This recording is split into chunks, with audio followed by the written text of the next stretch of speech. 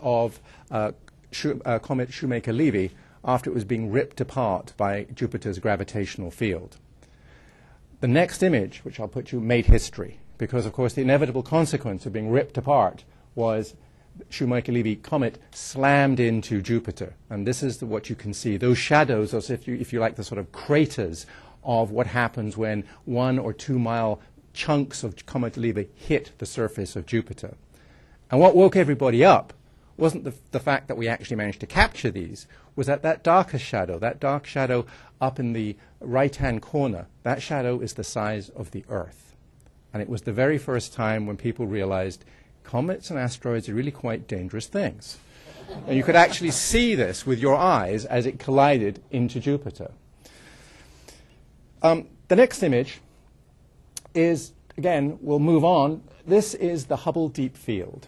And what you're looking at here is a single point of blank sky where the Hubble stared with WFP2 for 10 continuous days, just staring at this blank field of sky.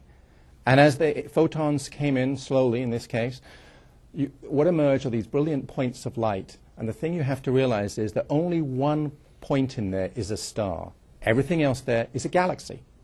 And what you're seeing is 1,500 galaxies across time in a single point of light. And just to give you a sense of scale here, what you look at, you take up a drinking straw and you stare at the sky for 10 days through that drinking straw. If you had 2.4 meter eyes, this is what you would see, the Hubble Deep Field. And for the first time, it told us that the universe is changing over time, because some of the faintest galaxies in this Hubble Deep Field that have come across 13 billion look very different from the galaxies we see today.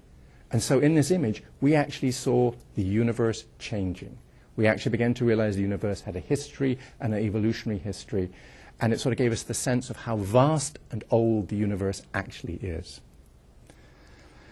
Now, of course, Hubble's impact hasn't just been science. It's actually been the way it has engaged people, and, you know, it's the people's telescope. And I thought I'd finish with the last image here. This is the people's choice. Now, this camera, WFP2, of course, saved us the second time, because last year, it was actually my daughter's 13th birthday, I was in the mall shopping with her, and my cell phone went, and it was the head of our operations to say, we have a problem. ACS, the advanced camera, has died, and we're going to have to switch back to WFP2. And this amazing camera came back to our rescue. And a few weeks ago, we asked the public overall to actually celebrate the International Year of Astronomy, where would you like Hubble to look?